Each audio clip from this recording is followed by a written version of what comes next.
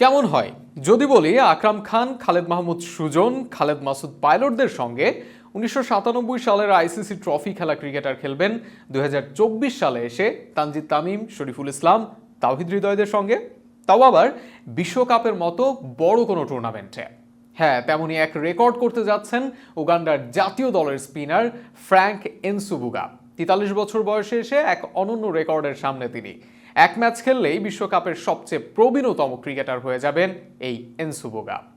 1997-এর ICC trophy জয় ছিল বাংলাদেশ ক্রিকেটের অন্যতম সেরা অর্জনের একটি। আকরাম, পাইলট, সুজনদের হাত ধরে এসেছিল সেই সাফল্য। কিন্তু বাংলাদেশের সেই ক্রিকেটাররা আজ ফুরিয়ে গিয়েছেন। কেউ কোচ, কেউ ক্রিকেট সংগঠক, কেউ আবার ক্রিকেটের একদম বাইরে চলে গেছেন।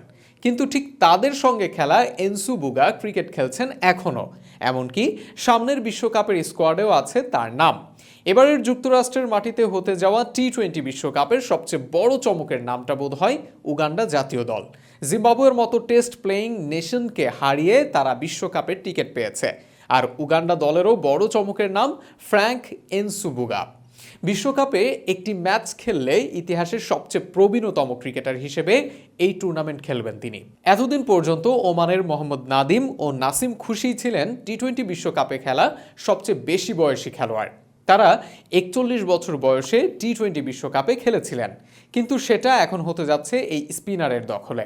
16 বছর বয়সে আন্তর্জাতিক ক্রিকেটে অভিষেক হয়েছিল এনসুবুগার। 1997 সালের আইসিসি ট্রফিতে প্রথম উগান্ডার হয়ে খেলেছিলেন তিনি। দেশের হয়ে 54টি টি-20 ম্যাচ খেলে 55টি উইকেট নিয়েছেন 43 বছরের এই স্পিনার। ওভার প্রতি খরচ করেছেন 4.79 রান। আগামী অগস্টে 44 বছর পূর্ণ করবেন এনসুবুগা। এর আগেও আলোচনায় এসেছিলেন তিনি। 2022 সালে বিশ্বকাপ চ্যালেঞ্জ লিগে কেনিয়ার বিপক্ষে নেওয়া তার একটি দুর্দান্ত ক্যাচ সামাজিক যোগাযোগ মাধ্যমে দ্রুতই ছড়িয়ে যায়। তখন থেকেই ক্রিকেট বিশ্ব একটু একটু করে চেনে তাকে।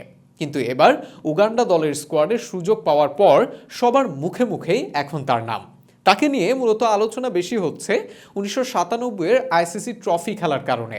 সেবার আকরাম খান, খালেদ মাহমুদ সুজনরা বাংলাদেশের ক্রিকেটের ইতিহাসের অন্যতম বড় সাফল্য এনে দেন। আর সেখানেই খেলেছিলেন এই এনসুবুগা। আর এখন খেলবেন তাওহিদ হৃদয়, শরীফুল ইসলাম, রিশাদদের মতো তরুণদের সঙ্গে। অথচ আকরাম খানরা এখন ফুরিয়ে গিয়েছেন, কিন্তু এই মানুষটি এখনও বৈশ্বিক টুর্নামেন্ট খেলছেন।